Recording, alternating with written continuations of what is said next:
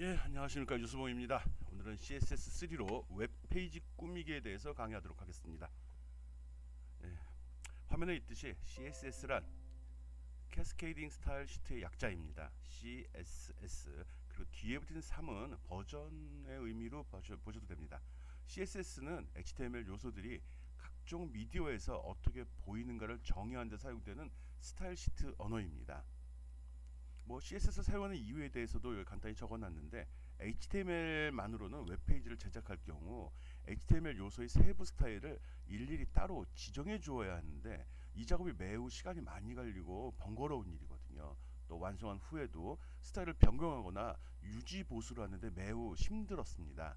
그래서 이런 문제를 해결하기 위해서 W3C에서 만든 스타일 시트 언어가 바로 CSS입니다. CSS는 웹페이지 스타일을 별도의 파일로 저장할 수도 있고, 사이트 전체 스타일을 쉽게 제어할 수 있도록 지원을 합니다. 또한 웹사이트의 스타일을 일관성 있게 유지할 수 있게 해주기 때문에 그에 따른 유지 보수 또한 아주 쉽게 서비스할 수 있습니다. 이러한 외부 스타일 시트는 보통 확장자가 .css 파일로 저장됩니다. 오늘 강의할 내용은 다음과 같습니다. 내용이 많아서 몇 개 파일로 나누어질 수도 있는데, 일단 CSS3 언어가 무엇인지, 또 CSS 스타일 시트를 작성하는 방법이 어떤 건지, 또 CSS에서 셀렉터를 만드는 방법, 또 텍스트를 꾸미는 방법, 웹페이지의 색과 모양을 꾸미는 방법, 또 박스 모델을 이해하고 다룰 수 있는 방법, HTML 태그의 배경과 테두리 등을 꾸밀 수 있는 방법, 또 그림자 효과를 주는 방법 등을 설명할 예정입니다.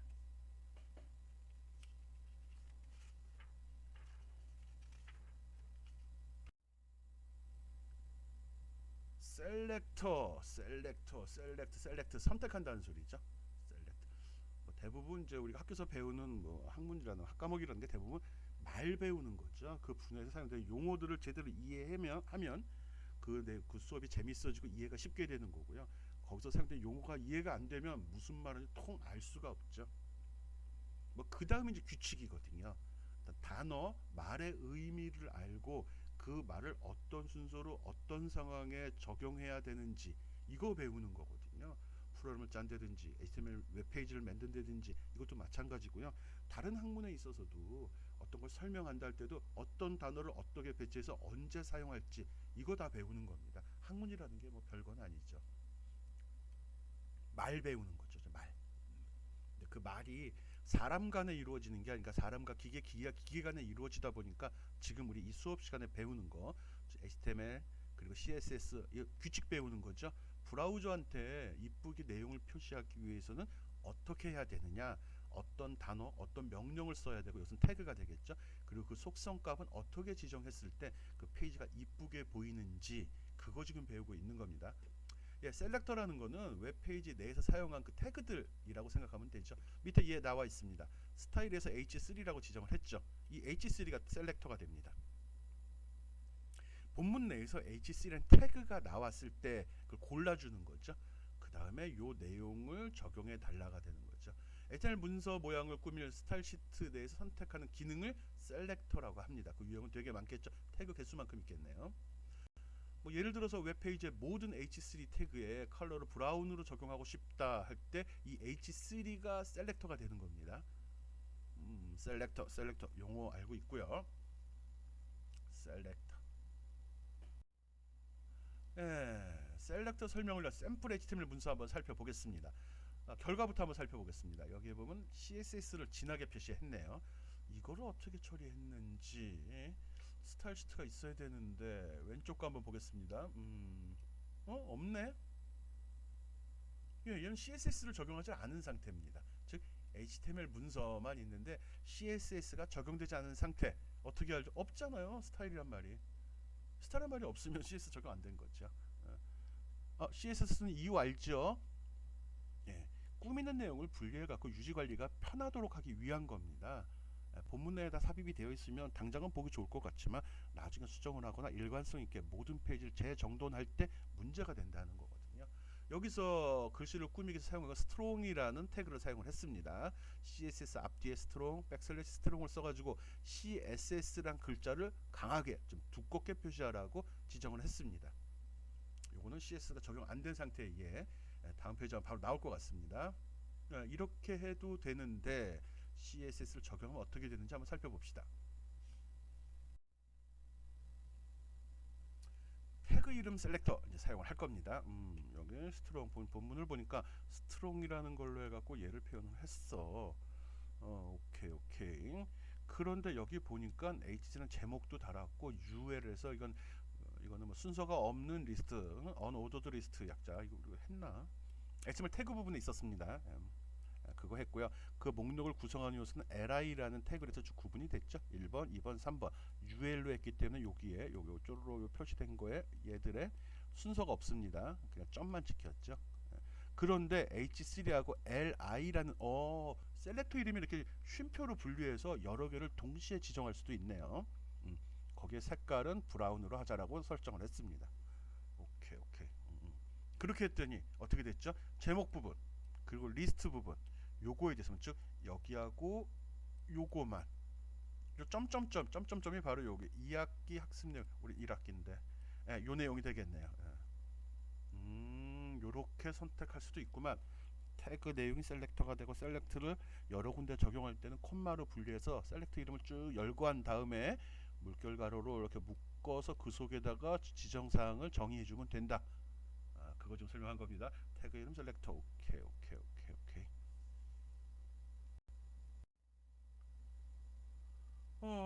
클래스 셀렉터? 이게 뭐야? 이거 또 이상한 거 나오기 시작했습니다. 클래스 셀렉터 아니 그룹을 지어주는 것 같습니다. 점으로 시작하는 이름을 점으로 시작하는 셀렉터를 갖다가 클래스 셀렉터라고 합니다. 이건 또 어떤 때 쓰이는 건가 한번 살펴보죠. 클래스 셀렉터는 아예 지정할 때 점을 앞에 붙인 상태로 지정을 합니다. 점 클래스. 뭐 특별한 건 아니고요. 나중에 불렀을 때 구분을 하기 좋게 해서 이걸 사용을 하거든요. 용어적 정의가 좀 뭐 배우다 보면 클래스 의미가 좀 이해될 수 있겠는데 지금은 무슨 소리인지 모르겠네요. 일단 점 워닝이라는 셀렉터를 지정을 했습니다. 클래스 셀렉터 사용법 좀 하고 있는 거거든요. 컬러는 빨간색 레드로 지정을 해줬고요. 그리고 바디의 메인, 바디 점 메인이라고 돼 있네. 어떤 종속 관계 같죠? 바디 속에 들어 있는 메인 뭐 이런 소리 같습니다. 바디의 메인이라는 거, 바디 태그 속에 메인이란 클래스로 지정을 한 경우 요 뒤에 정의한 거를 적용해 달라 같습니다. 색깔이 좀 또는 앨리스 블루가 뭐야? 블루가 들어가니까 파란색 같은데. 예, 봅시다. 바디에 보니까 클래스가 메인이라고 지정이 되어 있습니다. 근데 메인이란 셀렉터가 위에 없었어요. 자세히 보니까 바디점 메인이 있네. 바디점 메인. 저걸 불러오는 것 같은데요. 바디점 메인. 요거 얘인가 보네. 왜? 바디 속에 메인 이렇게 지정이 돼. 이 종속 관계를 명확히 표현을 하는구나.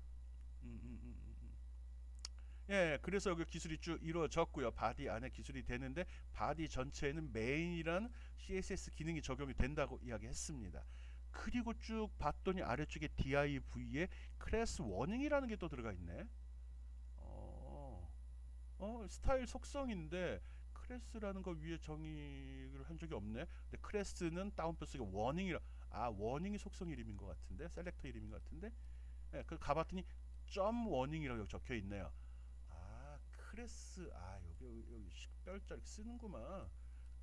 점으로 설명한 경우는 이렇게 클래스를 지정을 하네요. 그냥 대충 불러 쓰는 게 아니라 위에 그냥 설정했을 경우는 태그에 적용이 되고 태그 내에서도 다 구분을 하고 싶으면 클래스라는 거로 분류를 시키는구나 라고 생각하면 될 것 같습니다. 밑에 설명 나와 있습니다. 바디.메인이라고 설명했을 경우는 바디 속에 클래스가 메인이라고 한 경우에만 이 태그에만 적용이 된다는 거네요. 그냥 하지 되게 복잡하네. 뭐 이거에 의해서 나온 결과가 오른쪽 화면에 표시가 됐습니다. 일단은 바디 부분은 메인에서 지정한 대로 백그라운드는 앨리스 블루 연한 하늘색 얘기하는 것 같습니다. 그리고 아래쪽에 보니까 div의 클래스를 워닝이라고 또 했죠. 크레스 쓴 거 보니까 위에서 속성에 점이 붙어 있을 것 같습니다. 크레스는 점이 들어간다고 얘기했어요. 그래서 여기 워닝이 들어가서 워닝은 컬러가 빨간색으로 하라고 그랬어요. 그래서 요게 얘가 되는 거죠. 속성을 지정을 하는데 여기저기 무조건 하나로 통일한 게 아니라 부분적으로 디테일하게 다 지정을 할 수 있도록 한다. 그 중에 클래스라는 개념을 둬서 내가 딱딱 이름으로 불러 쓰겠다 이거네요. 괜찮죠. 메인에 적용이 되는데 메인 전체에 적용될 수 있지만 부분적으로 적용이 된다는 거죠. 그때 스타일 해갖고 스타일 속성으로 하나하나 대주만 이것도 또 귀찮잖아요. 얘만인지 그것도 나름대로 스타일 시트에다가 위에다가 이 정의를 해서 골라 쓰겠다는 거예요. 골라 쓰는 방법의 클래스 셀렉터 이렇게 받아들이면 될 것 같습니다. 클래스 셀렉터 특징은 점으로 시작된다는 거. 특정 속성 안에 들어갈 때는 속성 주고 점 ID 셀렉터. 이게 또 뭐야? 클래스 하나도 그런데 또 ID라고 또 나누어지네요. 나름대로 이 CSS 지금 공부하고 있는 거거든요. 그걸 적용할 때 보다 디테일하게 나누느라고 개념을 자꾸 분류하고 있네요. 그냥 적용하는 경우, 클래스 쓰는 경우, 요번에 ID를 쓰는 경우라고 되어 있습니다. 보니까 아까 우리 대충 감 잡았죠. 클래스 셀렉터는 클래스란 말 썼죠. 얘는 ID란 말 쓰겠네요. 어디 봅시다. 맞죠? 여기 썼죠? 네, 맞네요. ID는 리스트라고 되어 있는. 그럼 이 리스트란 말이 위에 뭐 정의가 되어 있을 것 같습니다. 올라가 봤더니 요번에는 우물정, 샵, 또 뭐 크로스사인이란 말도 쓰더라고요. 특수문자 이름으로. 샵으로 지정된 이름을 갖다가 ID 셀렉터라고 합니다.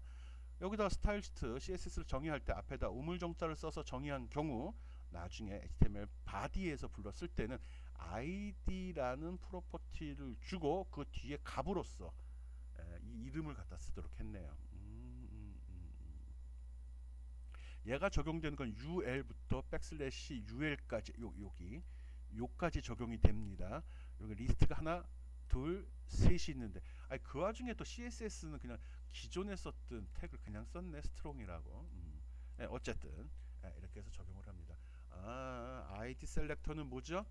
우물정 쓰라고 ID 셀렉터. 이건 나중에 ID는 하고 뒤에다가 셀렉터 이름 쓰는 겁니다. 하면서 봐. 아까 우리 클래스 할 때 보면 태그 이름 주고 점 찍고 클래스 이름 줬죠. 그러면 ID 셀렉터도 뭐 주고 우물정 이렇게 줄 수 있다는 거네요. 맞습니다. 아니네. 얘는 사용하지 못한다고 돼 있네요. div 샵 etc 이런 셀렉터는 사용할 수 없습니다로 되어 있네요. 통일되게 하지.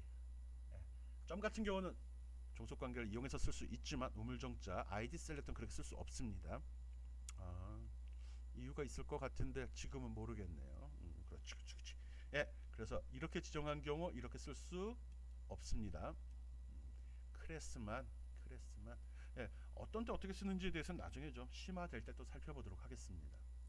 ID 셀렉터 우물정자로 구분한다. 얘는 종속 관계를 표현할 수 없다. 이렇게 기억합시다. 셀렉터 조합하기 앞에 좀 설명한 사항들이죠. 그것들 한번 쭉 살펴보죠. 아닌데 종속 관계? 두 개 이상의 셀렉터를 조합했을 경우 조합에 적용된 HTML 태그에만 적용이 가능하다라고 설명이 되어 있고요. 자식 셀렉터 점으로 아까 구분을 했는데 자식 셀렉터 지정하는 방법은 부모 자식 관계는 부등호. 이걸 뭐라고 한다고 그랬죠? 앞에 거 기준으로 앞에가 크죠? less than less than greater than GT가 되죠. GT가 되죠. greater than 이렇게 되면 이건 less than이 되는 거고 이렇게 되면 앞이 크니까 great than이 되는 겁니다. 영어로 읽을 때죠. 그냥 크다, 작다 이래도 되지만 이렇게 부등호를 써서 설명을 하는구나. 봅시다 어떻게 했는지. 이렇게 div에 들어있는 스트롱이 자식이 되겠네요. div의 자식은 스트롱의 부모는 div가 된다는 소리입니다. 이건 또 어디에 쓰려고 이러는지 모르겠네. 그래서 자선 셀렉터는 자선 관계인 두 개 이상의 태그의 나열이다. 뭐 뒤에 얘를 봐야지 알겠네. 무슨 소리인지 모르겠는데. UL 스트롱, UL에 들어가는 스트롱. 아까 스트롱을 남겨 넣었더만 아이나 달라요. 여기서 뭔가 또 이걸로 꼬투리를 잡아서 또 새로운 기능을 설명하려고 하네요. UL의 자선 스트롱. 오케이. 오케이. 예, 한번 살펴보도록 하겠습니다. 뭐 특별하진 않네요. CSS를 정의하는데 아까 같이 하지 않고 얘는 그냥 요것들 얘기하는 겁니다.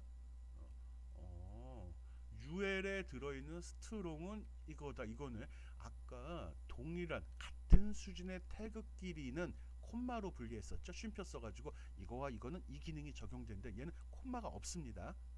콤마가 없어요. 이러면 UL에 속한 스트롱이 돼버리는 겁니다. 이걸 보다 명확히 표현할, 이거 좀 애매하잖아요. 새끼가 이게 콤마를 빼먹은 거야, 아니면은 그냥 이게 잘못 오타난 거야. 그런데 그때 이렇게 부등호 표시를 하면 보다 명확해지네요. div 속에 이 태그 속에서 사용한 스트롱은 이란 말이 되죠. di 태그 속에 사용한 스트롱, 이거에 대해서는 이 스타일을 적용해 달라 이 소리잖아요. UL의 스트롱, 이거는 밑에 게 훨씬 좋습니다. 보기에는 이거는 UL 태그 속에서 스트롱이란 말이 나왔을 때는 요거네요.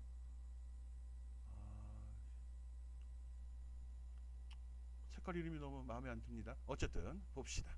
그래서 일단 제목 부분에 div의 스트롱, div의 스트롱은 옐로우로 처리하라고 그랬죠. 여기 표시됐네요. 요게 요거고 얘가 요거죠. 그리고 div 스트롱은 여기 적용된 게 여기에 선언이 됐고요. 얘가 되는 거죠. 정말 복잡하게 설명을 하네요. 자기 편한 거 쓰면 됩니다. 그렇지만 문법적으로는 실제로 뭐 다른 프로그램 언어도 마찬가지지만 처음에 이런 규칙을 배울 때 있는 걸 다 가리키게 됩니다. 하지만 실제 사용하는 건 전체를 다 쓰진 않죠. 그중에 자기가 쓰기 편한 거, 이해하기 쉬운 거만 골라 사용한다는 거. 어쨌든 자식 셀렉터와 자손 셀렉터를 구분할 때 부등호를 써서 구분하기도 하고 이렇게 해서 관계를 표시하기도 하고 빈칸을 그냥 두고서 표시하기도 한다는 거 알고 있기 바랍니다. 복잡하네 생각보다. 자식 셀렉터, 자손 셀렉터, 셀렉터 얘기예요 다.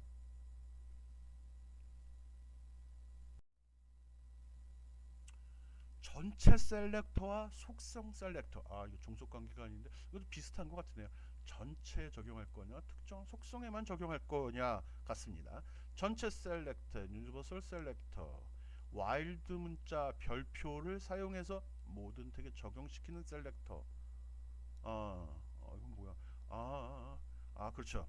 태그가 굉장히 많은데 각 태그의 문자 색깔 다 지정할 때 귀찮잖아요. 지정하지 않으면 어떻게 되죠? 브라우저에 디폴트 값을 갖다 쓰게 되는데 그거 쓰기 싫다는 거죠. 그렇다고 내가 사용할 태그를 여기다가 다 열거를 해준다? 그 많은 걸? 그렇다고 내가 쓴 것만 해놓는다? 쓴 것만 했다가 나중에 수정해서 추가하는 셀렉터가 나오면, 추가하는 태그가 있으면 또 누락이 돼버릴 수 있잖아요. 이럴 때 요 별표를 써갖고 한다는 겁니다. 이렇게 되면 모든 태그에 대해서 컬러, 뭐의 컬러? 문자의 컬러겠죠. 그린, 녹색으로 다 적용된다는 거네요. 속성 셀렉터, 속성 이건 또 뭐야? 봅시다. HTML 태그 속성 셀렉터, HTML 태그 특정 속성에 대해서만 값이 일치하는 태그에 스타일을 적용해라. 봅시다. 뭐야? 특정 여기 얘 보는 게 제일 좋죠. 모를 때는 실제 얘를 끌어내서 살펴보고 돌려서 결과 확인하고 요 과정을 반복하는 게 빠르게 이해하는 방법입니다. 대부분 이런 책들은 교수님들이 쓰게 되고 교수님 이론적인 걸 바탕으로 책을 작성을 하거든요. 그거 나름대로는 언어도 체계적으로 분류를 한 다음에 설명을 하다 보니까 굉장히 디테일하게 깊이 있게 들어간 경우가 발생이 됩니다. 이것도 그거랑 유사한 거로 보이는데 보니까 인풋이라는 태그 속에 것 속에 타입이 텍스트일 때만 이런 소리입니다. 인풋은 윈폼 할 때 나왔었죠. 사용자 등록이라든지 아이디 확인할 때 보면 썼던 그거 이야기하는 겁니다. 그 중에 텍스트 입력이 뭐지? 사용자 등록할 때 자기 아이디를 집어넣게 되죠. 문자열, 그거 얘기하는 거죠. 패스워드 아니고요. 그럴 때만 컬러가 레드로, 빨간색으로 적용해라 그 소리입니다. 타입 속성이 텍스트일 때 인풋 태그에는 이게 적용이 된다 그 소리죠. 그러니까 이렇게 선언된 경우, 이럴 때는 이 속성이 적용된다는 거다. 속성 셀렉터. 전체 셀렉터는 어떻게 한다고 그랬죠? 별표. 속성 셀렉터는 어떻게 한다고 그랬죠? 이렇게 주고 여기 속성값도 지정해 줘야 됩니다. 전체 셀렉터, 속성 셀렉터. 꼼꼼하게 만들어 놨네.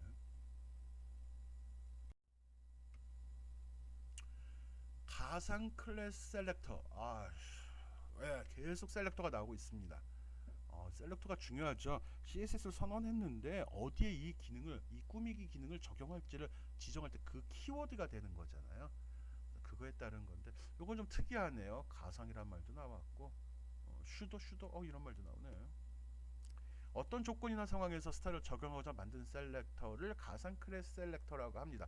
조건이나 상황이란 말이 나오네요. 왠지 좀 디테일 세련돼 보이네요. 40개 이상의 가상 클래스 셀렉터가 있는데 그 중에 가장 흔하게 쓰이는 거 한번 봅시다. A 콜론 비지트라고 돼 있네요. 방문한 A는 앵커라고 그래가지고 하이퍼링크죠. 화면상에 어떤 텍스트가 나왔는데 거기에 링크를 걸어서 마우스를 클릭할 경우 그 링크 정보를 이용해서 다른 페이지로 넘어가는 그 기능을 할 때 썼던 태그죠. 이때 비지트 방문한 적이 있다는 소리네요. 이런 경우는 이렇게 표현하라. A 태그에서 방문한 적이 있으면 그거의 색깔을 녹색으로 해달라라는 속성입니다. 이런 것도 되네. 그 다음에 리스트, LI면 리스트죠. 리스트 H 오버네요. 호버? H 오버? 단어를 그렇게 직접 연결할 필요는 없습니다. 단어적인 의미가 일치하기도 하지만 이해 안 되는 경우도 있거든요. 리스트에 H 뭐가 오버된다는 거야? 마우스가 어떤 목록이 있는데 그때 마우스가 딱 그 위에 올라가면 그거의 배경 색깔을 옐로우 그린으로 바꿔주어라 그 소리입니다. 리스트 태그에 마우스가 올라갔을 때 배경 색깔을 바꿔달라 그 소리입니다. 이런 유형의 가상 클래스 셀렉터는 이런 것들이 있습니다. 그 중에 가장 많이 쓰는 게 두 가지 많이 씁니다. 링크 걸었을 때 이게 한 번도 방문 이건 이미 알고 있네. 우리가 보통 웹페이지 보면 어떤 링크가 있을 때 딱 방문을 하거나 다시 백해서 와 보면 그 색깔이 좀 변해 있거든요. 어떤 링크 걸리면 밑줄이 표현됐거나 마우스 커서를 갖다 놓게 되면은 아이콘이 변하죠. 그럴 때 이게 한 번도 간 적이 없는 것과 한 번 갔다 온 적이 있는 것과를 구분하기 위해서 색깔로 표시해 준 것 같습니다. 또 두 번째 예에 나왔던 리스트, 이거는 여기 H 오버라고 되어 있죠. 마우스가 스타일 표현 목록 리스트가 쭉 있는데 지금 마우스 커서가 어디 있는지보다 명확히 마우스가 갈 때마다 선명하게 내가 있는 위치를 표시할 때 쓰거든요. 이럴 때 그 배경 색깔이 변한다는 거죠. 오, 좋네. 여기 뭐 액티브라는 것도 있습니다. 마우스로 특정한 항목을 눌렀을 때 마우스 누름으로써 명확히 표현도 되지만 보다 정확히 하려고 누른 순간에 어떤 효과를 줘서 배경 색깔을 바꾼다든지 글씨가 떨린다든지 움직인다든지 또는 글씨로 되어 있는 걸 누르면 그림이 나타낸다든지 이런 용도로 사용을 합니다. 그다음 폼 요소도 있네. 폼 뭐 윈폼에서 포커스. 포커스가 뭐죠? 현재 입력할 상태. 이제 마우스를 이용해서 그 위에 갖다 놓는다든지 클릭한다든지 아니면 탭키를나 이동키를 써가지고 이동했을 때 현재 내가 작업할 위치 그게 포커스가 되거든요. 그럴 때 그 효과를 바꿔주기도 하네요. 잘 생각해 보니까 사용자 등록할 때 여러 가지 칸이 나왔는데 입력할 때마다 내가 현재 입력 가능한 칸은 좀 두꺼운 선으로 테두리가 쳐졌었죠. 또는 거기 커서가 깜빡이고 있었거든요. 그 경우를 갖다 포커스, 그 경우를 얘기하는 겁니다. 링크 있습니다. 링크 이건 뭐 기회가 되면 다 써보면 좋은데 근데 유용할 것 같습니다. 우리는 기말 과제도 꼭 적용하려고 하고 있고요. 링크는 하이퍼링크가 걸린 거에 대해서 적용되는 겁니다. 방문하지 않은 링크에 대해 스타일 적용한다. 그렇죠? 링크가 걸렸는데 방문하지 않은 경우 해가지고 방문한 경우 방문한 링크가 있는 것 중에 가본 적이 있는 것과 없는 것을 화면에 다르게 적용해서 사용자한테 알려주겠다는 거죠. 블록의 퍼스트 레터 이게 뭐야? 첫 글자, 퍼스트 라인, 첫 번째 줄. 블록으로 묶인 것들에 대해서 블록 형태의 첫 글자에 적용된 스타일 꼼꼼하네. 스페는 같이 인라인 태그에 적용한 것. 그리고 블록 형식의 첫 라인에 적용한 스타일. 꼼꼼하게 잘 되어 있습니다. 그리고 요 밑에 거 요것도 한번 써볼 건데 ans 몇 번째 child 이분이 뭐죠? 이분 짝수란 소리입니다. 짝수. 홀수는 영어로 odd가 홀수가 되죠. 짝수 몇 번째므로 ans라고 했네요. 몇 번째 child 몇 번째 짝수 번째 모든 자식 태그에 적용된다. 리스트가 있을 때 쭉 체크하는데 그 중에 골라내는 것 같기도 하고, 표를 만들었을 때 표에 몇 번째 표가 동일한 색깔로 하는 것보다, 지금 여기도 보면 마우스는 이런 색깔, 폼은 이런 색깔, 블럭은 이런 색깔로 구분을 해주니까, 물론 여기서 유형에서 구분은 해놨지만 색깔이 틀리니까 보기가 훨씬 더 좋잖아요. 이럴 때 쓰이는 겁니다. 구조적으로 스타일을 적용하겠다. 오케이 오케이 오케이. 주로 다 마우스가 움직일 때나 포커스가 맞춰진 걸 기준으로 했네요. 물론 블록 같은 경우는 표현된 내용이고요. 예, 이게 조건, 몇 번째 줄, 상황, 마우스가 그 위에 올라갔다 안 올라갔다 일 때 스타일이 적용되는 거를 제어해 주는 겁니다. 이런 게 좋죠. 우리가 타이핑 많이 하지 않고 가볍게 쓰고 처리하는 거. 오케이. 해당하는 태그 뒤에다가 이렇게 땡땡 콜론하고서 적어주기만 하면 되네. 좋은 기능입니다. 예, 가상 셀렉터 쓴 거, 가상 크레스 셀렉터 쓴 예 한번 살펴보겠습니다. 진짜 그런지 앞에 설명을 했지만, 여기 보면 H3는 퍼스트 레터가 빨간색으로 표시가 됐습니다. 퍼스트 레터가 첫 번째 글자가 되겠죠. 이게 뭐죠? 얘네요. 예. 웹 프로그래밍의 첫 번째 W가 H 태그 속의 첫 번째 글자 어디죠? H 요거네요. 요게 첫 번째 글자. 대문자로 되어 있는데 색깔은 빨간색으로 해달라 그 소리죠. 두 번째 거 보겠습니다. 리스트, 리스트로 되어 있죠. 거기 H 호버. 리스트 항목 중에 마우스가 이 위에 올라갔을 때 어떤 효과를 줄 거냐? 백그라운드를 옐로우 그린으로 해달라. 이게 얘입니다. 얘가 되는 거죠. 좋은데요? 평상시에는 배경 색깔이 다 흰색으로 통일되어 있다가 마우스가 그 위에 배치했을 경우 배경 색깔이 저렇게 옐로우 그린으로 변한다는 거죠. 좋아 보이네요. 평상시에 우리가 마우스 갈 때마다 이렇게 변했던 게 조기능을 썼다는 거네요. 가상 클래스 셀렉터. 좋은데? 특별한 거 없잖아요. 요거만 덜렁 써준 거니까. 좋아 좋아. 가상 클래스 셀렉터. 요거 잘 기억했다가 꼭 활용해 봅시다. 좋은 기능 같아요. 좋은 기능이란 소리는 신기하잖아요. 평소에 내가 하지 못했던 기능. 특히 H 오버. 마우스가 올라갔을 때 배경 색깔이 변한다. 잘 기억했다. 한번 써봅시다. 가상 클래스 셀렉터 설명했습니다.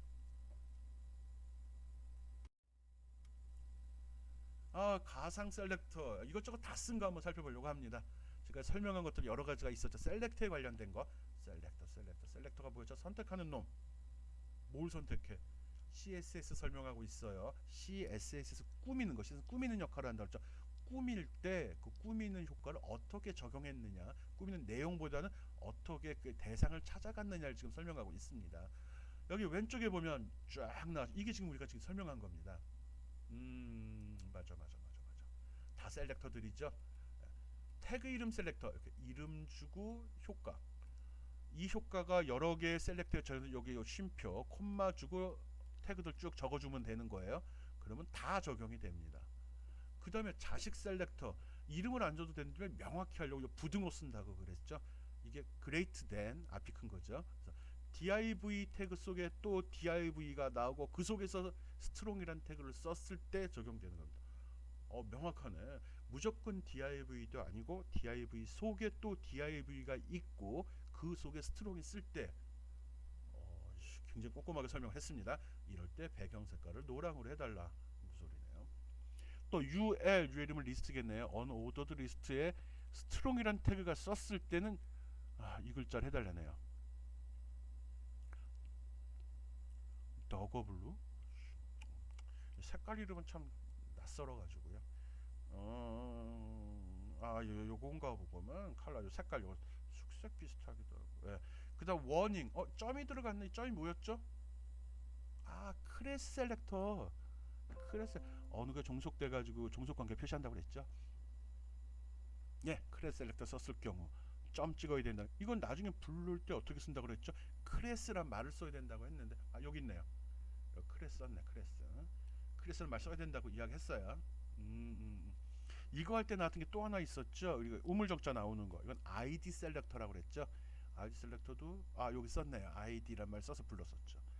또 크레스 셀렉터는 이렇게 점 찍고 속성값을 주는 것도 있지만 점 찍고 하는 것처럼 이렇게 구체적으로 바디에 있는 메인이라는 거에 대해서 그래서 점으로 종속 관계를 표시하기도 한다고 그랬었죠. 이럴 때 배경 색깔은 앨리스 블루로 해라라고 되어 있습니다.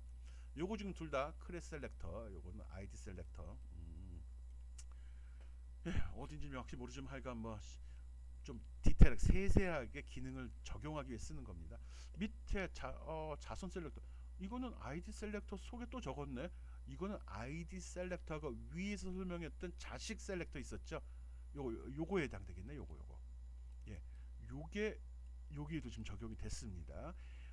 아이디 셀렉터하고 그 다음에 자손 셀렉터 기능을 둘 다 썼습니다. 리스트라는 거 우물정이 나오니까 아이디라고 써야 돼. 그 속에 스펠이 나온 게 어디냐? 여기네요.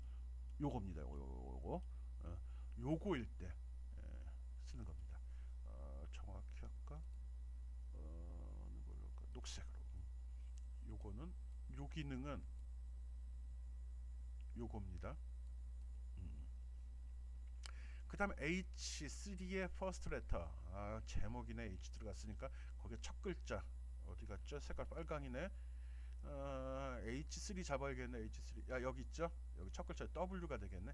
이게 얘죠. 예.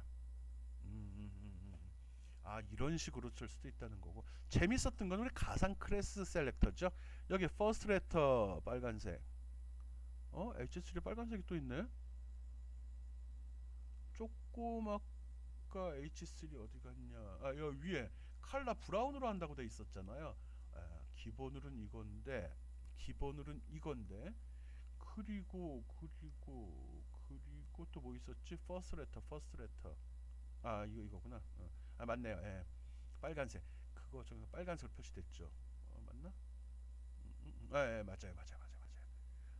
컬러뿐만 아니라 색깔 지정. 그리고 이제 H 오버, 이거는 특정한 리스트 위에 마우스가 배치됐을 경우 색깔이 변하는 거. 요거죠. 요거. 이거 늘 이렇게 나온 게 아니라 마우스 커서가 어디 있냐에 따라서 변하는 겁니다. 실제로 돌리고서 마우스 커서 쭉 왔다 갔다 해보기 바랍니다.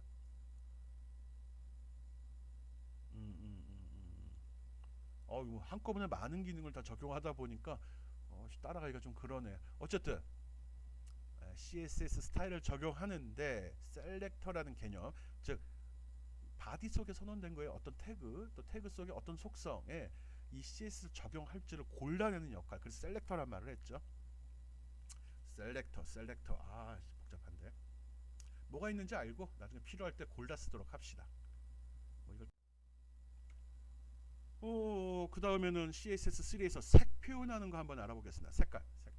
아까 보면은 우리가 이해하지 못하는 여러 가지 이름들 많았죠. 이름이 너무 많아가지고 우리나라 말도 아닌데 말만 갖고는 명확히 구분이 안 됩니다. 다행히 뒤에 이제 아는 이제 영어 단어 블루, 레드 뭐 이런 게 나오니까 그쪽 계통의 색이구나 정도로만 이해를 하는 거고요. 그렇지만 컴퓨터 내부에서 또 우리가 이제 통일되고 과학적으로 어떤 색깔을 표현하기 위해서는 코드 값이 있어야 되겠죠. 값 또는 이름이 명확해야 되죠. 아까 같은 그런 이름 말고요.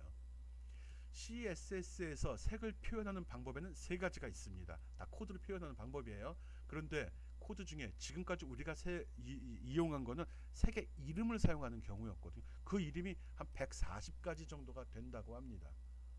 이거 외우기가 외우는 건 다 싫으니까. 이게 지금까지 설명했던 방법이 이거 말고도 또 두 가지 방법이 있습니다. 16진수 값으로 표현하는 방법이네요. 16진수 코드를 표현하는 방법 해가 이렇게 표현을 했습니다. 이때는 앞에다 우물정자를 꼭 붙여 주어야 되고요. 보통 우리가 색의 삼원색, 빛의 삼원색 이렇게 구분을 합니다.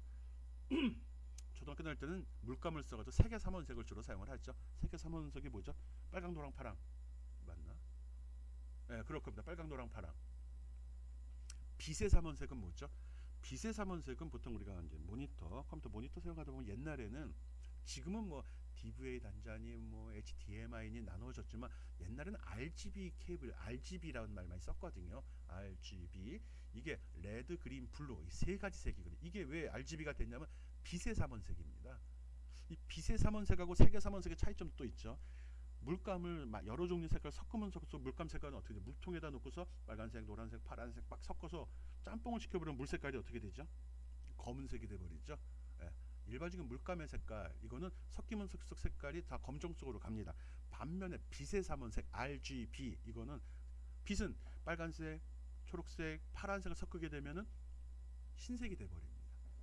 이런 빛의 삼원색과 색의 삼원색 차이점 알고 있어야 되고요. 그리고 모니터는 어차피 빛으로 표현되는 거거든요. 그래서 RGB 값을 사용을 합니다. 그래서 옛날에 썼던 모니터 케이블을 RGB라고 한 이유도 그거고요. 빨간색, 초록색, 파란색 빛을 보내서 내가 원하는 빛깔을 만들어냅니다. 그때 그 빛의 정도를 수치를 표현한 게 바로 이 코드입니다. 그 수치를 16진수로 표현하면 16진 코드로 표현됐다라고 얘기하고요. 그걸 10진수로 표현하면 이렇게 아래와 같이 RGB 속에다가 빨간색, 초록색, 그 다음에 파란색 값을 표현을 해줍니다. 값은 0부터 255까지의 값을 씁니다. 맞지? 2에 이게 1바이트 지금 쓴 거거든요. 1바이트 그래서 2의 8승 1, 2, 4, 8, 16, 32, 64, 128 128 하면 256이 되는데 하나 빼니까 256가지 색깔인가? 257가지 색깔이 256, 255. 모르겠습니다. 계산해 보고요. 그 값을 갖다가 16진수로 표현한 거는 16진수 두 자리로. 요거는 이제 수 체계에 보면은 16진수는 2진수 네 자리를 16진수로 10진수로 변환하게 되면 한 자리 숫자로 표현이 되거든요. 또 16진수는 16개의 알파벳을 써야 되기 때문에 우리가 알고 있는 숫자는 0부터 9까지 밖에 없잖아요. 10개죠. 근데 16진수는 16개의 글씨가 필요하거든요. 그래서 A부터 F까지의 문자를 빌려서 사용을 합니다. 그래서 A는 10, F는 15가 되는 거거든요. 그 값을 여기다 표현을 합니다. 8A면은 8 곱하기 16 더하기 A는 10이죠. 그래서 10 곱하기 1 한 값으로 쓰면 됩니다. 이거 헷갈리네. 인터넷 검색해 보면 요 값은 다 조회할 수 있고요. 또 이걸 갖다가 10진수 나 이거 모르겠어. 10진수 속에서 그러면 이렇게 RGB하고 가로 연 다음에 그 값을 직접 설명해도 됩니다. 이건 뭐 길게 설명하는 게 좀 아깝습니다. 어차피 외우는 거 아니거든요. 인터넷에서 RGB 색상표, 어떤 CSS 색상표 하면은 어떤 페이지에 들어가면 다 내용이 나올 거고요. 거기서 골라 쓰면 됩니다. 실제로 이 색상을 적용하는 기준은 컬러에다 직접 이름을 적용해도 되지만 여기다 이렇게 코드 값을 적어도 됩니다. RGB하고 가로 열고 값을 적어도 되고요. 이름을 알면 이름을 적어줘도 됩니다. 블루 바이올렛 같은 경우는 블루 바이올렛이라고 이름을 직접 주는 방법, 색 이름을 표현하는 방법이고요. 또 16진수로 쓰는 방법은 앞에 우물정자 붙인다고 했고요. 10진수로 할 때는 RGB 하고 가로 열고 RGB의 값을 10진수로 적어주면 됩니다. CSS 색 표현 방법 괜히 시간 잡아먹었는데 이거. 인터넷 검색해서 쓰는 걸로 합시다. CSS 색상표 검색해서 보면 색깔도 나오고요. 코드 값도 다 나옵니다. 이름도 물론 나오고요. 거기서 그걸 보고서 참조해서 활용하면 됩니다. CSS에서 색 표현. 또 굳이 또 여기 또 샘플로 제시를 했습니다. CSS3의 표준색 이름과 코드 총 140개가 있지만 우리는 샘플로 6개만 먼저 봤습니다. 색깔 이름은 이런 식으로 표현이 되고 있죠. 그리고 여기 코드가 우물정자가 붙었습니다. 왜 우물정자가 붙었죠? 16진수니까. 16진수니까 붙은 겁니다. 요게 R, G, B의 값이 되는 거죠. 그 색을 어느 정도 양으로 0부터 크기를 255까지로 생각하면 됩니다. 그 농도를 한 겁니다. 000 해버리면 빛이 하나도 안 비치면 어떻게 되죠? 000이 무슨 색깔이 나와야 될까요? 빛이 없다. 그럼 검정색이겠네. 그럼 모두 제일 큰 숫자 16진의 가장 큰 숫자는 F잖아요. FF로 하게 되면 아까도 얘기했죠. 빛의 삼원색을 다 합치면 뭐가 된다고 그랬죠? 흰색이 돼버린다고 그랬어요. 진짜인가? 해보기 바랍니다. 그래서 자세히 보면 알겠지만 수치가 크면 클수록 색이 밝은 색이 나옵니다. 뭐 느낌상 차이일 수는 있고요. 그래서 실제로 색깔을 보고서 그거에 이름을 찾아 사용하면 됩니다. 어떻게 하라고 그랬죠? 인터넷 검색하라고 그랬죠. CSS 표준 색상표, CSS 색 이렇게 하면 이 색상표가 나올 거기서 골라 쓰면 됩니다. 인터넷 검색 한번 해봤습니다. 앞에서 뭐 우기긴 했는데 지금 보이는 것 같이 검색에다 CSS 색상표 또 CSS 색 치면은 이런 메뉴들이 쭉 나타납니다. 이 메뉴들 되게 많이 나오죠. 보면은 이렇게 많이 나옵니다. 이 중에 하나를 셀렉트해서 봤어요. 예, 그때 나오죠. 여기 좀 감춰졌는데 여기 흰색 FFF에 대한 색깔은 검은색으로 흰색으로 나오고요. 이 값이 크면서 밝은색이 된다고 했죠. 색의 삼원색은 섞을수록 어두워지지만 빛의 삼원색은 섞을수록 밝아진다고 얘기했고요. 그리고 요 아래에 보면은 요 아래 어디 갔냐? 예, 요 아래 값이 모두 FFP인 경우 일단 검은색으로 표시되고 있죠. 아이고 보이질 않네. 잠깐만요. 예, 이렇게 해서 얘 얘기하는 겁니다. 얘는 검은색. 그리고 수치가 크면 클수록 점점 밝아지고 있죠. 수치가 작으면 어둡고 밝으면 커집니다. 그리고 RGB라고 그랬죠. 여기 밑에 보면은 여기 요거 예, 예, 여기 F 색 관련 프로퍼티 계속 설명하겠습니다. 아유 복잡한데. 예, 색 관련 프로퍼티에 대해서는 색 관련 CSS 프로퍼티 값 앞에서 인터넷 검색을 사용한다는 이야기 했고요. 칼라 속성값 프로퍼티 얘기하는 거예요. 프로퍼티 아까 셀렉터 얘기했고요. 색 얘기했고요. 프로퍼티는 그 셀렉터 내에서 어떤 특정한 값을 지정할 때 이게 배경 색깔이냐 문자 색깔이냐 이거 얘기하는 거거든요. 그냥 칼라로 할 때 요 색 있죠. 백그라운드 칼라 여기도 색이네. 색 관련 프로퍼티에 뭐가 있는지 보고 있네요. 참 칼라, 백그라운드 칼라, 또 보더 칼라 이런 것들이 있습니다. 글자 색깔, 배경 색깔, 테두리 색깔. 여기서 설명을 해줄 걸 그랬네. 여기 있네. 테두리 색깔, 배경 색깔, 글자 색깔 적혀 있죠. 이걸 적용하는 방법입니다. 그래서 div c 스타일 만드는데 실제로 적용한 경우네요. 스타일 시트 지정한 거네. div에 대해서 칼라는 이렇게 하겠다 적혀 있죠. 요거는 이름을 사용한 경우 이름인데 이것도 이름이네. 이건 뭐죠? 16진수를 사용한 경우죠. 앞에 우물정자가 붙어가지고 16진수임을 나타냅니다. 오케이. 특별하진 않죠. 색 관련 프로퍼티는 칼라, 백그라운드 칼라 그리고 실제로 그걸 사용한 예 한번 살펴보겠습니다. 여기 보면 스타일 시트에서 먼저 정의를 했어요. 마진 줬고 레프트, 라이트, 버튼 아래쪽이란 소리겠죠. 그리고 칼라 지정 하나 했습니다. 화이트를 했네. 칼라가 뭐에 대한 색깔이죠? 특별한 말이 없으면 제일 메인이 되는 색깔, 즉 글자색이 됩니다. 글자색 흰색으로 하겠다. 그러면 배경 색깔이 있어야 되잖아. 그렇죠. 여기 색 활용인데 아마 배경 색깔을 쭉 지정하는 걸 한번 보여주려는 것 같습니다. 쭉 보니까 나왔네요. div라는 태그 써가지고 지정했습니다. 이 속에다가 표현되는 건 요 밑에 요거죠.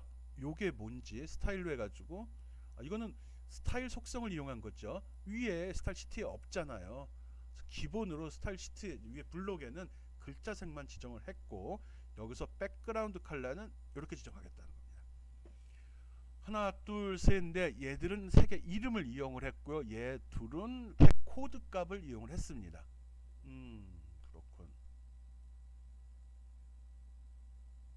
예, 그렇습니다. 색깔 어떻게 나오는지 보고요.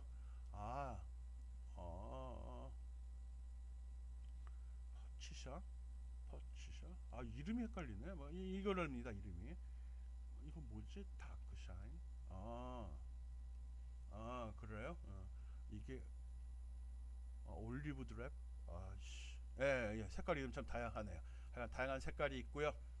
어떻게 한다고요? 인터넷 검색해서 씁시다 우리.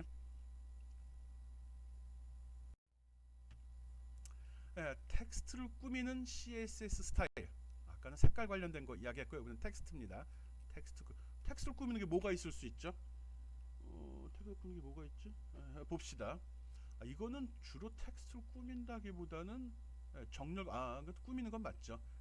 들여쓰기 인덴트라고 되어 있는 텍스트 인덴트 들여쓰기 하는 겁니다. 텍스트를 들였어? 좀 떠오르질 않네. 우리가 보통 아래 한글 할 때는 스페이스 딱딱딱 눌러서 들여쓰기 하죠. 또는 문단 정렬, 문단 설정에 들어가서 보면 첫 문단에 몇 글자 들어갈 거냐 이런 건데 그거 얘기하는 것 같고요. 랭스 나오니까 길이를 직접 주네. 퍼센테이지로 지정할 수 있네요. 전체 화면에 몇 프로 정도를 집어넣을 거냐. 오케이. 그리고 텍스트 얼라인 아까 얘기했었죠. 자동차 얘기하면서요. 왼쪽, 오른쪽, 중앙, justify 이게 뭐지? 꽉 차게. 오케이. 그다음 텍스트 데코레이션. 텍스트 꾸미기인데 이건 뭘 꾸민다는 걸까? 뭔지 모르겠. 넌 이거 보면 나오네. 언더라인, 오버라인, 라인스로 이게 뭐냐?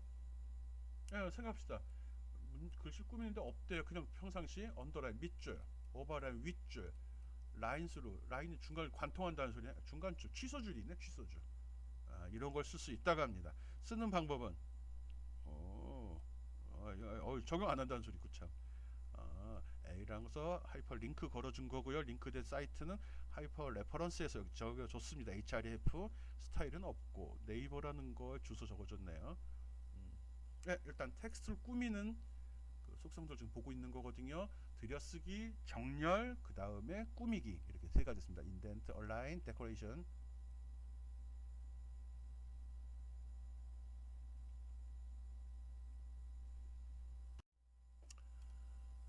봅시다.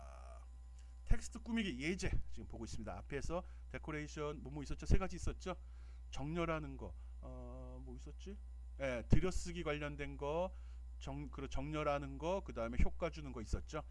여기 있네. 얼라인. 얼라인이 뭐죠? 정렬이죠. 라이트 오른쪽 정렬. 데코레이션 거기다 줄, 아랫줄, 중간줄, 윗줄이죠. 라인스로 중간줄이 있는 취소줄이라고 보통 하죠. 오버라인도 있는데 윗줄. 들여쓰기 인덴트 있었네요. EM. 글자만큼.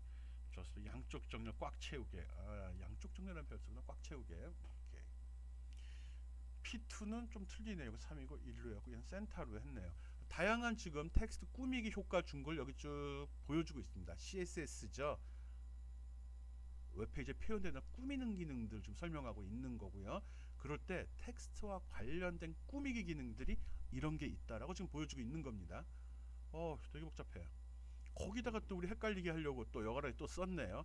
점을 쓰면 뭐라고 그랬죠? 그렇죠. 클래스 셀렉터라고 그랬죠. 셀렉터죠. 클래스용은 점. 이거 어디 적용되는지 봅시다. 여기 있네요. 클래스 P1, 클래스 P2. 오케이. 점이 들어서 클래스 쓴 겁니다. 점을 지워버리게 되면 태그 요 P가 아니라 P1, P2를 적었어야 될 텐데. 어쨌든 P 패러그래프 문단 단락 속에 부분적으로 다른 어떤 꾸미기를 적용하려고 쓴 것 같습니다. 스타일에서 스타일 속에 지금 꾸미는 내용들 쭉 표현이 되어 있고요.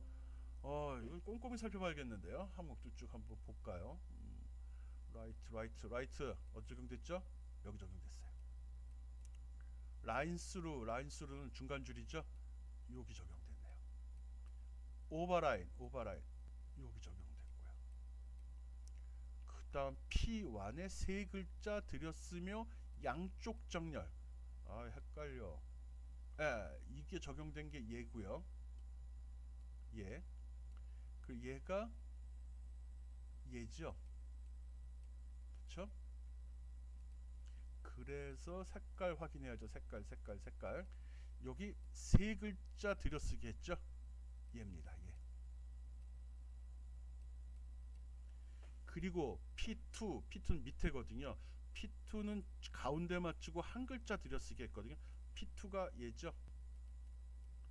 얘가 얘고요. 여기 한 글자 들였었죠. 그리고 센터 있죠. 센터. 가운데 정렬되고 있죠. 가운데 놓고서 이렇게 맞춰줬죠. 근데 보기가 나쁘다. 지금은 이쁘게 본다기보다는 어떤 게 어떤 효과를 나타내는지 그걸 지금 보여주고 있는 겁니다. 그리고 맨 마지막에 어디 갔냐? 텍스트 꾸미기 밑줄이 없는 텍스트 레이블링 코드. 뭐가 빠졌나? 뭐가 빠진 것 같습니다. 바디 됐고. 뭐가 요거 찾는 거예요. 요거. 밑줄여는 네이버 링크라고 되어 있는데 이게 왜 이렇게 나왔냐? 이걸 보려고 그랬는데 본문에 없네. 여러분이 한번 집어넣어서 이게 왜 밑줄이 없이 네이버 링크란 말이 나왔는지. 이거는 웹페이지에 포함된 겁니다. 요건 설명이고요. 요걸 집어넣어 보기 바랍니다. 어떻게 해야 되지? 저기 왜 저렇게 됐을까? 꼭 생각해 보면 이거 어디에 집어넣죠? 집어넣는 위치도 명확히 할까? 이게 왜 어디에 나온 거지? 지금 요거를 표시해 달라는 겁니다. 이게 어디 들어가야 되죠? 여기 들어가야 됩니다. 헤로를 백슬래시 P 뒤에 여기 어떻게 집어넣으면 이렇게 될까? 밑줄도 아무것도 없는데? 앞에서 CSS 쓴데 우리 들여쓰기 할 때 EM이라는 거 썼었죠? 설명 안 하고 넘어왔어요. 그거 좀 봅시다. EM이 뭐야? 예, CSS에 사용되는 표준 단위들이거든요. 우리가 썼던 거 뭐 있었죠? 픽셀. 요거 있었죠. 이거 픽셀. 문장 내가 픽셀로 알고 있었죠. 오케이 오케이. 그리고 포인트, PT라고 표현을 합니다. 픽셀은 점이고 포인트는 별 차이 안 나는 것 같은데. 차이는 잘 모르겠네요. 실제로는 어떻게 나타나는지는 나중에 한번 찾아봅시다. 그리고 퍼센트는 퍼센트는 이제 글자 크기 기준이겠죠. 표준 글자 대비해서 몇 프로로 할 거냐. 100이면 현재 글씨, 100보다 크면은 확대, 100보다 작으면 축소가 이루어지겠네요. 이런 거보다 실제로 이런 게 난 더 좋은데. 센티미터, 밀리미터, 인치, 이 수치가 좋은데 왜 이걸 안 쓸까요? 이런 거는 인쇄할 때는 명확할 수 있는데 실제 우리가 미터법에 적용된 거나 인치에 대한 거, 이게 모니터에 표현될 때는, 모니터는 작은 모니터도 있고 큰 모니터도 있잖아요.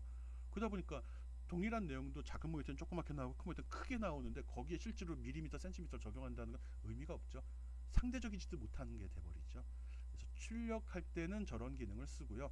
화면에 표시할 때는 좋은 기능은 글자 대비 몇 프로, 이게 낫죠. 그래서 이런 EM, 퍼센트, 픽셀, PT, 포인트, 이런 게 훨씬 더 좋은 것 같습니다. 뭐 미터법이라도 이런 각도 같은 경우는 뭐 크나 작으나 기울어진 정도는 구분이 가능하니까 괜찮고요. 어쨌든 CSS에서 어떤 수치의 값을 나타내는 단위는 이런 것들이 있습니다. 배수로 하는 거, 퍼센테이지로 하는 거, 픽셀로 하는 거, 미터법이나 인치를 쓰는 거, 또 각도를 쓰는 것도 있고요. 여러 개 있다는 거 알고요. 이건 어떻게 외워야 되나? 자주 쓰는 건 외우고요. 모르면 검색하면 되죠. 픽셀 제일 많이 쓰고요. 그리고 이 어차피 웹페이지는 꾸미고 사람이 아주 감성적인 부분이거든요. 직접 만들어서 띄운 다음에 보고서 판단하면 됩니다. 어느 단위를 쓰든지 다 동일한 내용을 만들어낼 수 있습니다. 그래서 자기가 익숙한 단위 사용해서 값을 표현하면 됩니다. CSS 표준 단위 설명했습니다. 폰트 보통 글자체라고 이야기를 하죠. 거기서 용어들 한번 확인해 보려고 합니다. 폰트 CSS에서 폰트의 모양 이야기하는데, 우리 이름 뭐 고딕체, 뭐 궁서체, 또 기타 여러 가지 글자체들이 있는 건 알죠.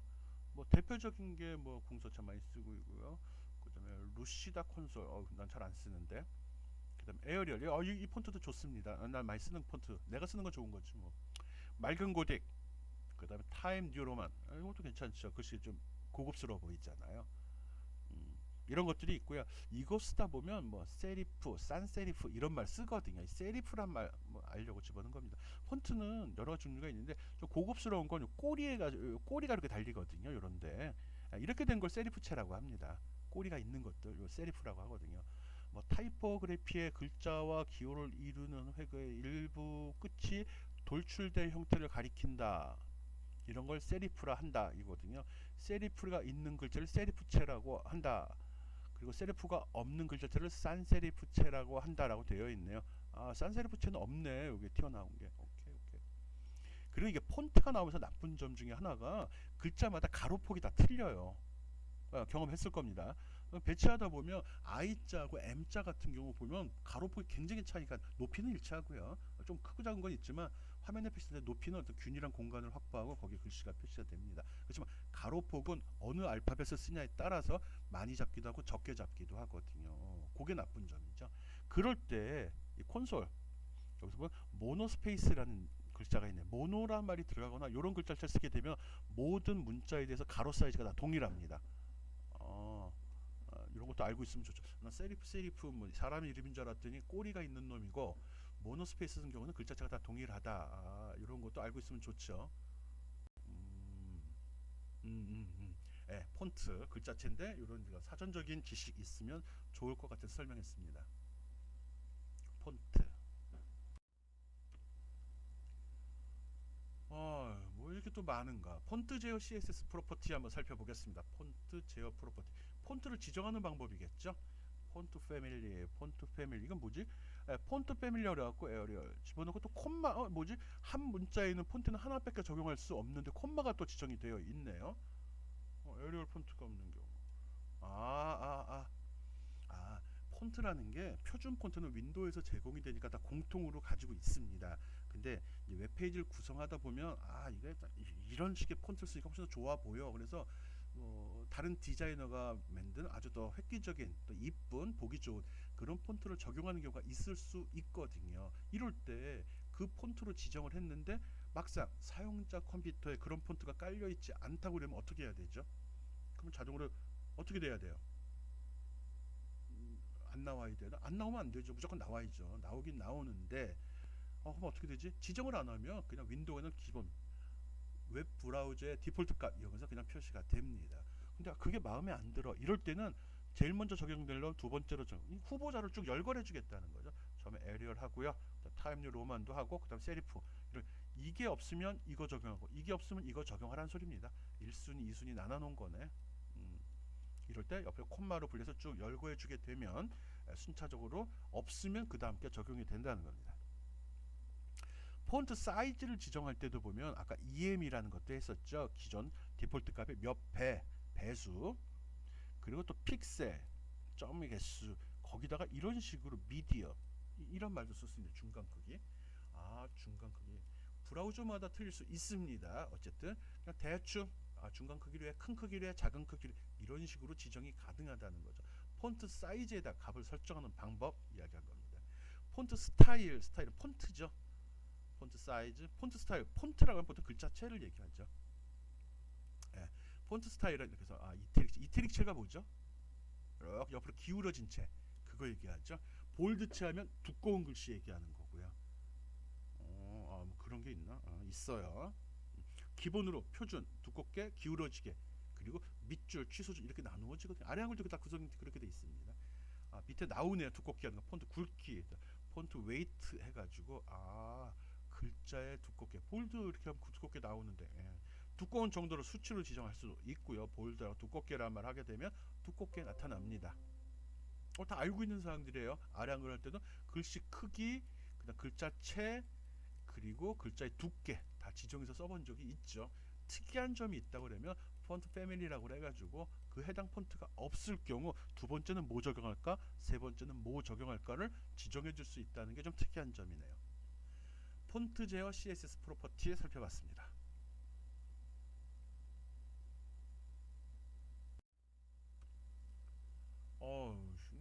그거 말고도 많은 것 같은데요. 단축 프로퍼티.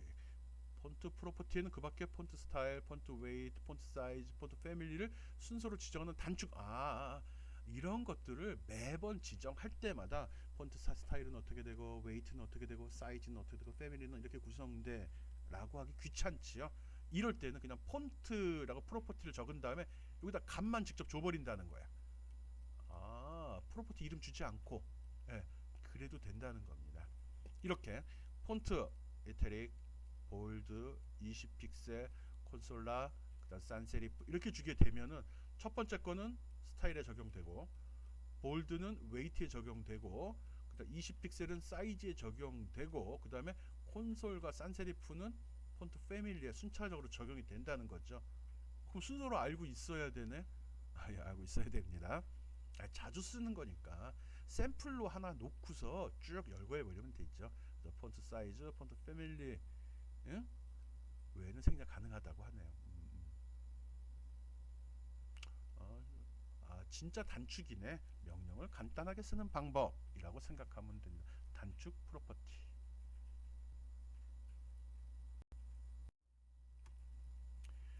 CSS 폰트 사용한 예 한번 살펴봅시다. 앞에서 이것저것 설명 많이 했었죠. 사이즈, 패밀리, 웨이트, 스타일 이런 거 이야기했었잖아요. 여기 보니까 바디에 바디가 이 바디가 그 바디가 아니죠. 이 바디는 태그의 바디, HTML 구조에 속한 이 바디는 스타일 속에 들어 있어요. 즉 바디 셀렉터가 되는 거죠. 바디란 셀렉트에 적용될 내용들을 여기다 적어준 겁니다. 바디는 폰트 패밀리는 타임 뉴 노만치하고 세리프체를 쓰겠다. 폰트 사이즈는 라지 크게 해달라 이렇게 지정했습니다. 제목 부분은 이태릭체를 사용하고 두껍게 처리하며 픽셀은 사이즈는 40 픽셀로 콘솔라로 했고요. 그다음 산세리프 꼬리가 안 달린 놈을 써달라고 지정을 했네요. 봅시다. 진짜 그렇게 됐는지. H3 셀렉터 찾아가 봤더니 이렇게 표시됐습니다. 맞나? 이태릭체 어떻게 된다고 그랬죠? 옆으로 살짝 기울어진 거예요. 그리고 두껍죠. 글씨가 딴 글씨랑 비교하면 두껍게 나오고 있고요. 콘솔라 기억도 안 나고요. 산세리프는 꼬리가 없는 글자죠. 꼬리 하나도 안 달렸죠? 예, 이렇게 지정되고 그렇게 보면 됩니다. 그리고 바디 전체 기본으로 지정된 거는 얘들이죠. 얘들이 여기에 적용된 거죠. 그런데 개별적으로 또 구분을 했네요. 폰트 웨이트를 900으로 한 경우, 100으로 한 경우. 폰트 웨이트가 뭐죠? 두께. 900이면 이 정도, 100이면 요 정도. 숫자가 크면 두꺼워지네. 100% 900%인가? 예, 뭘 기준으로 100과 900이 만들어지는 여러분 생각해 보고요. 그다음 스타일은 이태릭체, 어블리크, 이게 뭐야? 봅시다. 난 구분이 안 되네. 이태릭체 요겁니다. 요거. 오블리크. 이게 무슨 차이가 있는 거죠? 나는 구분을 못 하겠는데. 뭔가 차이가 있겠죠. 있습니다. 그렇게 하면 되고요. 그다음에 현재 크기, 여기에 폰트 스타일에 폰트 사이즈하고 EM이란 말 썼습니다. 몇 배죠? 배수 1.5배. 여기 봅시다. 현재 크기 이렇게 돼 있는데 이게 1.5배로 커졌네요. 요럴 때 쓰는구나. 스팸 스타일 이렇게 쓰면 뭐라고 그랬죠? 스타일 속성값을 이용하는 거라고 얘기했죠. 스타일 속성값. 위의 스타일보다 가까운 데서 지정하게 우선 적용된다고 그랬죠. 그겁니다. 오케이. 나머지 글자체는 왜 저렇게 나왔죠? 상속받은 거죠. 부모가 지정한 걸 그대로 특별히 사용을 안 했기 때문에 사용된 겁니다. CSS 폰트를 활용한 예 살펴봤습니다. 좋네. 지금까지 스타일 시트 사용법 설명했습니다. 굉장히 많은 내용 진행했고요. 그리고 잘 사용하지 않는 내용도 좀 많이 포함이 되어 있긴 합니다. 그렇지만 꼭 시간을 내서 내용을 꼼꼼히 살피고 그거에 따라서 그 결과가 어떻게 나오는지 확인하기 바랍니다. 다들 수고하셨습니다.